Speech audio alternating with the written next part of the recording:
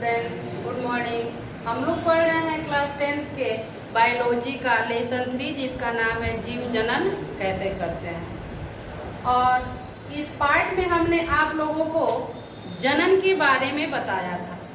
जनन की परिभाषा भी दी थी कि जनन के द्वारा ही कोई जीव अपने अस्तित्व को बनाए रखने के लिए संघर्ष करते रहते हैं। और हमने यह भी बताया था कि यह प्रक्रिया मुख्यतः दो तरह से होती है, लैंगिक जनन और अलैंगिक जनन। इस चैप्टर में हमने आप लोगों को पेज नंबर 142 के कल 2 प्रश्न के बारे में बताया था। और वह दोनों प्रश्न थे कि डीएनए का प्रजनन में क्या महत्व है। इस प्रश्न को हमने आप लोगों को समझाया भी था।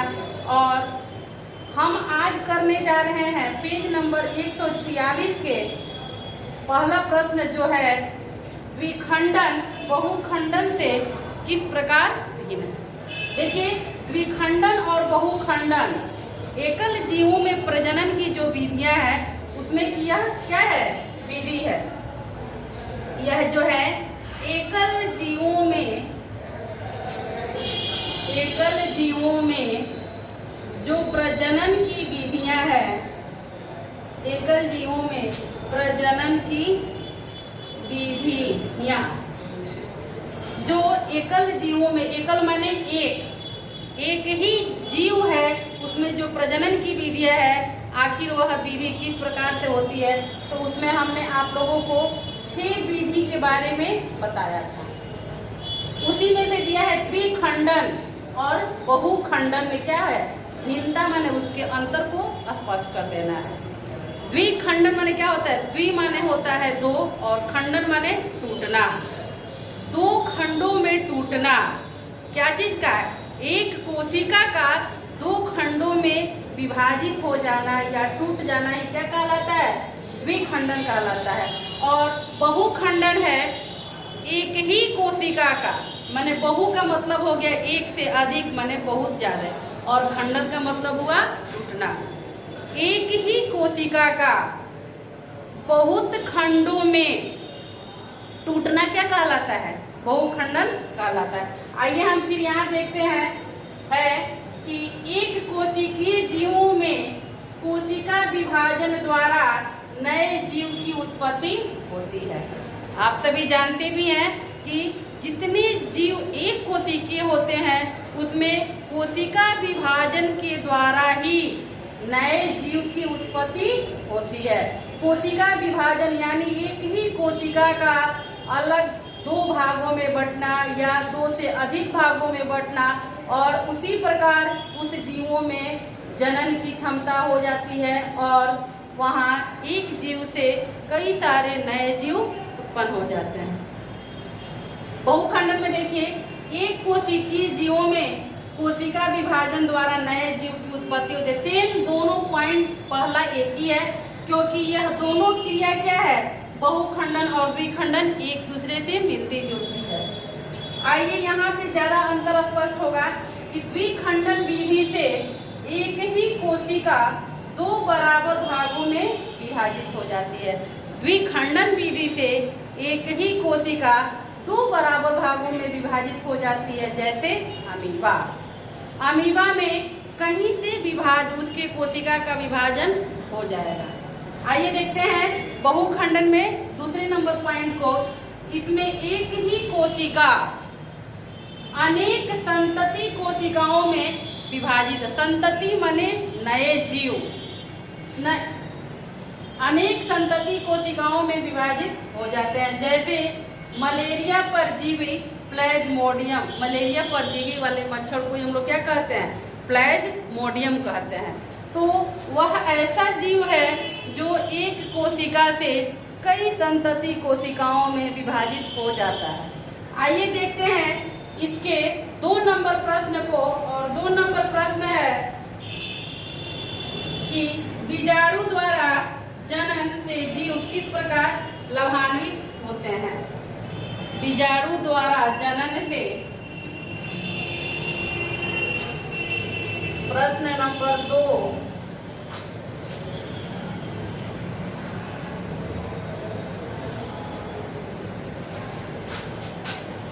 क्वेश्चन नंबर है 2 कि बीजाणु द्वारा जनन से जीव, बीजाणु द्वारा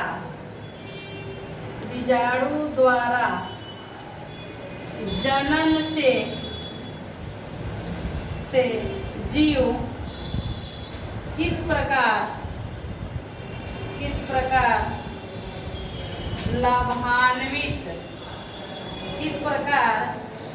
लाभान्वित होते हैं। बीजाणु द्वारा जनन से जीव किस प्रकार लाभान्वित होता है। आइए हम समझते हैं इस क्वेश्चन को।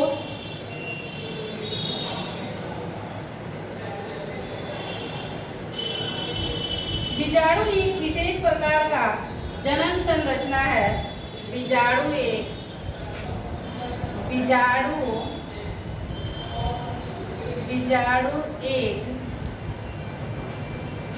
विशेष प्रकार का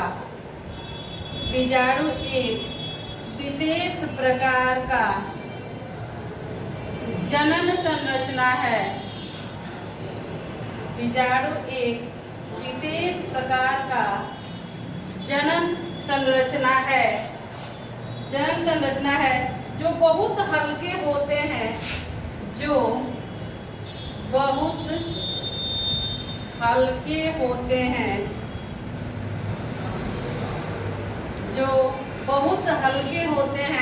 तथा कई कारणों से ये बीजाणु हल्के होते हैं तथा कई कारणों से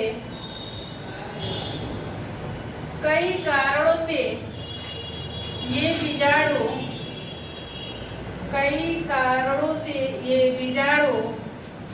अपने गुच्छ माने होता है झुंड, अपने गुच्छे से अलग हो इधर उधर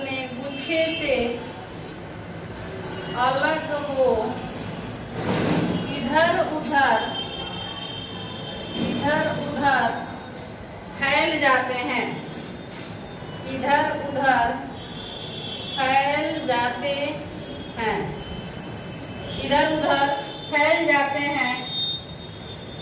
ये जीव के जनन भाग होते हैं। यह जीव के जनन भाग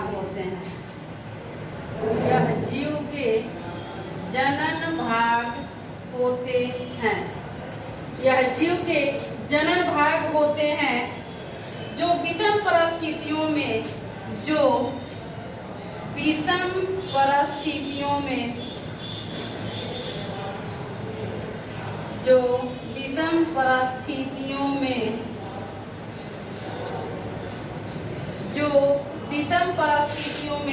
इनकी मोटी विधि के कारण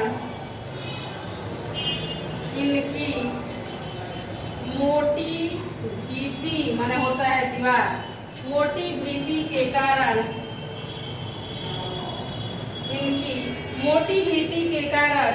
सुरक्षित रहते हैं। और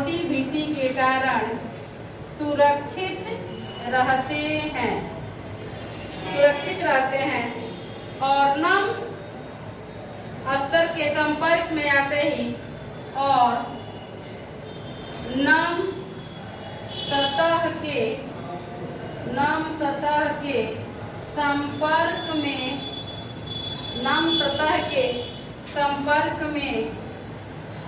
आते ही नम सतह के संपर्क में आते ही वृद्धि करने लगते हैं।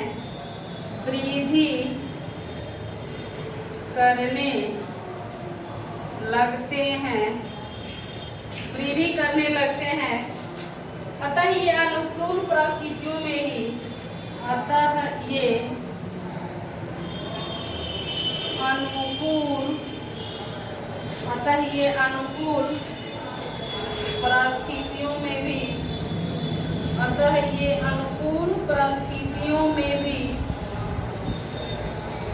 भी वृद्धि करते हैं।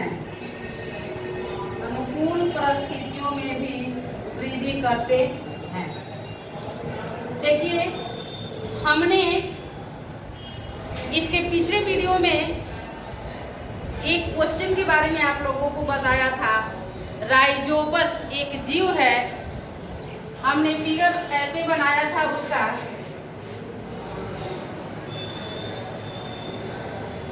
ऐसे हमने उसके फिगर को बनाया था और ऐसे दर्शाया भी था कि बीजाणु मोटी भीति वाले संरचना के अंदर एक गुच्छे के रूप में रहते हैं और वह गुच्छा मोटी भीति वाले दीवारों से क्या होता था, ढका रहता था। यानी उस बीजाणु को जो रक्षा प्रदान करता था वह मोटी भीति वाले ये ऊपरी जो उसका परत था उससे उसको क्या होता था, रक्षा प्रदान होता था। और इसके बीच में बीजाणु भरे रहते थे। किसी कारणवश जैसे कभी तेज हवा का झोंका आया या कोई पक्षी ही बैठ के इसके मोटी भीति वाले दीवार को क्या कर देता है, तोड़ देता है। जैसे ही इसकी यह दीवार, जैसे ही इसकी यह ऊपरी परत टूट जाती है तो बीजाणु क्या हो जाते हैं, बाहर निकल आते हैं। और वही बीजाणु जब नम सतह में आ जाएंगे तो वृद्धि करना शुरू कर देते हैं। तो ये था बीजाणु से जीव किस प्रकार लाभान्वित होते हैं। तो बीजाणु एक विशेष प्रकार का जनन संरचना है जो बहुत हल्के होते हैं तथा कई कारणों से ये बीजाणु अपने गुच्छे से अलग हो इधर उधर फैल जाते हैं। बहुत से कारण हैं जिससे यह बीजाणु अपने गुच्छे से अलग होकर क्या हो जाते हैं, इधर उधर बिखर जाते हैं। यह जीव के जनन भाग है। अगर आपसे कोई पूछे कि बीजाणु क्या है तो बीजाणु जीव के क्या होते हैं, जनन भाग होते हैं जो विषम परिस्थितियों में इनकी मोटी भीति के कारण सुरक्षित। जैसे हमने यहाँ फिगर में आप लोगों को बताया कि यहाँ पे जो बीजाणु रहते हैं वह मोटी भीति वाली एक दीवार टाइप की होती है, उसी में यह क्या करते हैं, सुरक्षित रहते हैं और नम सतह के संपर्क में आते ही वृद्धि करने लगते हैं। अतः ये अनुकूल परिस्थितियों में भी वृद्धि करते हैं। इसलिए बीजाणु द्वारा जनन से जीव इस प्रकार लाभान्वित होते हैं। तो ये थे पेज नंबर 146 के 2 प्रश्न और नेक्स्ट वीडियो में हम इसके तीसरे प्रश्न को करेंगे। तब तक धन्यवाद।